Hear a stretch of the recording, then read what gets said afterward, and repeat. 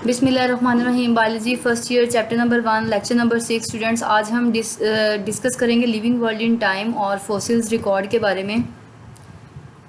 Different organisms are evolved and dominated on this planet during various periods of geological time chart since the origin of life। जैसे ये ज़िंदगी वजूद में आई है तो मुख्तलिफ़ किस्म के ऑर्गेनिज़म जो हैं वो भी एक के बाद दूसरे और दूसरे के बाद तीसरे आना शुरू हो गए हैं एंड डोमिनेटेड, और वो गालिब आ गए हैं on this planet during the various periods of geological time chart. जैसे जैसे वक्त गुजर रहा है तो एक के बाद दूसरा और दूसरे के बाद तीसरा जो है जानदार उससे नए से नए जो है वो ऑर्गेनिजम्स बनते जा रहे हैं। Study and discovery of the fossils enabled biologist to place organisms.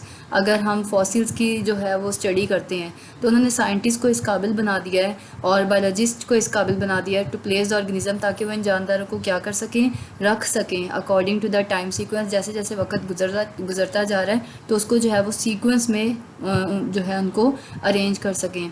In geological time chart new layers of sediments are laid down. जैसे जैसे वक्त गुजरता जा रहा है तो मिट्टी जो है वो नीचे से नीचे दबती जा रही है और उसके ऊपर नई से नई तह जो है वो बनती जा रही है। The older organism should be in deeper layer. जो पुराने जानदार जिनकी डेथ हो चुकी है वो बहुत ही ज़्यादा गहराई में चले गए हैं, provided the sequence of layer is not disturb. और अगर हम उन लेयर्स को डिस्टर्ब ना करें, मतलब अगर हम उनकी खुदाई ना करें तो वो ऑर्गेनिजम्स हमें वैसे ही उन लेयर्स के अंदर जो है वो पड़े हुए मिलेंगे और हमें उनकी जो है फॉसिल्स रिकॉर्ड जो है वो इजीली जो है उनको स्टडी करना हमारे लिए कोई मुश्किल नहीं होगा। Now how age of fossils can be determined, कि आपका शॉर्ट क्वेश्चन है। सबसे पहले radioactive isotopes. The age of the fossils present in different time periods is determined by comparing the amounts of certain radioactive isotopes that contain. सबसे पहले उन पत्थरों के अंदर जो आइसोटोप्स रेडियो एक्टिव आइसोटोप्स मौजूद होते हैं हम उनको कंबाइन कर सकते हैं, मतलब उनको जो है हम कंपेयर कर सकते हैं तो पुराने वाले जो रॉक्स होंगे उनके साथ और जो अब न्यू वाले हैं तो वहाँ से भी हमें एक ऑर्गेनिजम्स की जो एज है उसके बारे में पता चल सकता है। The older sediment layers have less of the specific radio active isotopes. मतलब जो पुराने किस्म के फॉसिल्स हो गए हैं ना उनके जो रॉक्स या रेडियो एक्टिव आइसोटोप्स हैं वो इतने ज़्यादा जो है ना वो उनके अंदर लेस प्रॉपर्टीज़ होती हैं as compare to the younger ones, जैसे आजकल के रॉक्स हैं अगर उनसे कंपेयर किया जाए तो। Lesser the amount of radioactive isotopes, जितनी रेडियो एक्टिव आइसोटोप्स की लेस अमाउंट होगी more will be the age of the fossils, उतनी ही ज़्यादा जो है वो उस फॉसिल्स की एज होगी, क्योंकि वो इतने पुराने हो चुके हैं और उनके अंदर जो एबिलिटीज़ हैं प्रॉपर्टीज़ हैं वो भी कम होती जा रही हैं। More the amount of radioactive isotopes, और जितने ही ज़्यादा रेडियो एक्टिव आइसोटोप्स आपको जो मिलेंगे less will be the age of the fossil, तो वो फॉसिल इतना पुराना नहीं होगा, मतलब वो मॉडर्न जो है वो टाइम का ही होगा।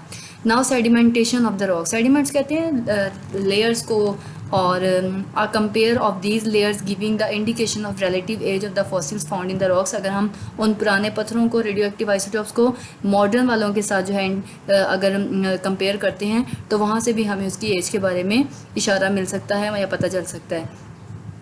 Therefore, the fossils found in the same layer must have been alive during the same geological period, क्योंकि तब के जो फॉसिल्स रिकॉर्ड के और जो आज के हैं वो ज़ाहिरी बात है रॉक्स हैं तो ज़रूर उनके बारे में कुछ ना कुछ कंपेयरमेंट हमें मिल जाएगी।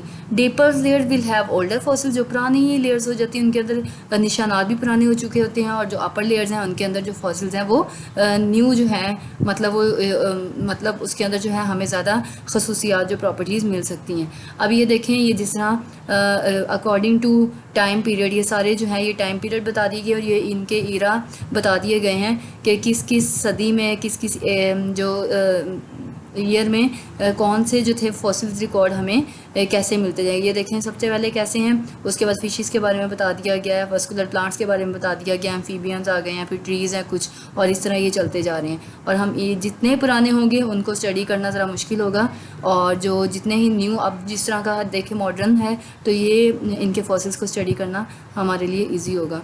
नाउ फाइलेटिक लाइनेज हमारा लास्ट टॉपिक है। The number and variety of species present in a place is called biodiversity, कि एक जगह पर जो भी स्पीशीज़ रह रहे हैं उनकी तादाद और उनकी जो भी वैरायटीज़ इकसाम है उसको स्टडी करना बायोडाइवर्सिटी कहलाता है। देयर आर नियरली 2 2500,000, मतलब ये 25 लाख की बात हो रही है कि और इतने स्पीशीज़ जो हैं वो आज तक साइंस ने जो है ना उनको पता करवा लिया है। इंसेक्ट्स की परसेंटेज 53.1 है, एनिमल्स और दूसरे इंसेक्ट्स की 19.9% है, वस्कुलर प्लांट जो है वो 17.6% है, जबकि एल्गी फंजाई यूनिसेलुलर ऑर्गेनिज्म जो है वो 9.4% में पाए जाते हैं। The list of number of species is far being complete, कहते हैं ये लिस्ट इनकी कंप्लीट हो चुकी है, मतलब परसेंटेज का ज़्यादातर जो है वो मालूम हो चुका है, लेकिन various careful estimates tell that the total number of species about 530 millions के इतने करीब करीब मिलियंस के करीब करीब और भी जो है वो स्पीशीज़ पाई जा चुकी हैं। Out of these only 2.5 million species have been identified so far, तो आज तक 2.5 मिलियन स्पीशीज़ पे मज़ीद काम हुआ जा रहा है। The life of today has come into existence through phyletic lineage, ये दुनिया कैसे वजूद में आई है? अगर हम इसकी फाइलेटिक लाइनेज करती है, ख़ानदानी शजरा नसब होता है, हमारे बड़े वारदात, फिर उनके बाद हमारे उससे फादर आ जाते हैं, पेरेंट्स के बाद जो है नेक्स्ट ऑफस्प्रिंग आ जाते हैं, तो ये जो लंबी लड़ी चल रही है ये फाइलेटिक लाइनेज कहलाती है।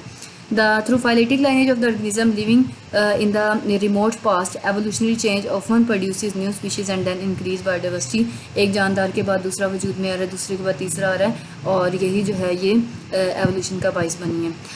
अब डेफिनेशन क्या है फाइलेटिक लाइनेज की? A phyletic lineage is unbroken series of species arranged in ancestor to descendant. ये ना टूटने वाली लड़ी है जो कि हमारे आबाओ अजदाद से हमारे बच्चों के अंदर जो है वो मुंतकिल हो रही है। With each latest species have evolve, और उसमें से कोई नई चीज़ जो है वो वजूद में आ रही है। From one that immediately present before, मतलब पहले जो थी उसके बाद न्यू आ रहा है, और न्यू के बाद नई स्पीशीज़ जो हैं वो वजूद में आ रहे हैं।